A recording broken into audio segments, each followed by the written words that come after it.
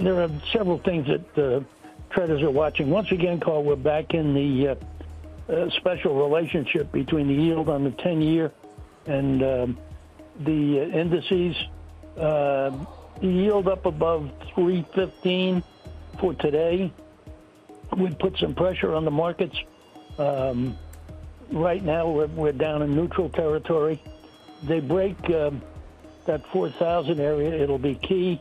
That'll change a lot of charts. The technicians, I'm just a cocktail napkin technician, but the professionals will then be looking at where the next support levels are, and they are down around 38.50 or so, if I can see this right. And so we're in a very key testing area. I think you could see a lot more 50s. I mean, whether or not they do 75 or not, I think is almost irrelevant. What I think is this big picture that people are missing, and probably the Fed as well, is that, the ultimate rate they're going to have to hike to in order to tame inflation, which is the way that they're going to do that is by bringing down demand, bringing down consumption. The rate that they need to get to is probably significantly higher than the market, equity market, and rate market, as well as the Fed really expects. The transmission mechanism of rates, the real economy, is not what it once was. You look at the amount of variable rate mortgages out there, you look at cash on corporate and consumer balance sheets and how healthy they are, how much long-term debt has been locked in at a really low fixed interest rate. And what it means is that the Fed's going to have to hike significantly higher than anybody realizes in order to bring inflation down. And so I think they're going to, whether it's 75 or 50, I almost think it's irrelevant. This is going to be a hiking cycle that lasts for quite a while. And quite frankly, the economy can probably handle it. And so we're going to be seeing much higher rates if that's true.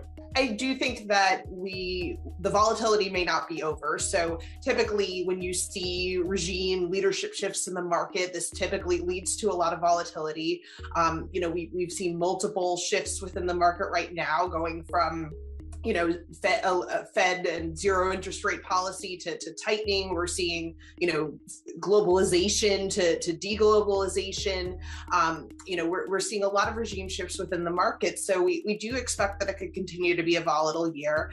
That said, obviously valuations have grown, more attractive. And as the market has sold off, we are looking for upside to equities through year end. So we're looking for 4,500 on the S&P 500. The yield curve also tends to be a pretty good long lead signal of the VIX. So, the flattening and inverted yield curve also suggesting volatility could be here to stay. So, we are looking for upside, but, given some back of the envelope math, the market could be pricing in, we think, about a 40% chance of recession based on how much it's declined so far relative to how much it typically declines. So, our base case is that the risks have risen, but we're still expecting no recession next year, still a positive year for GDP growth, but obviously if those recession probabilities rise, could be more downside risk to equities. Everyone is now realizing, whether it's the earliest startup or publicly traded companies, that balance sheets need to be strong, cash is king, making sure that if there is growth, it's very efficient and really focusing on unit economics, because no one is going to escape this unscathed.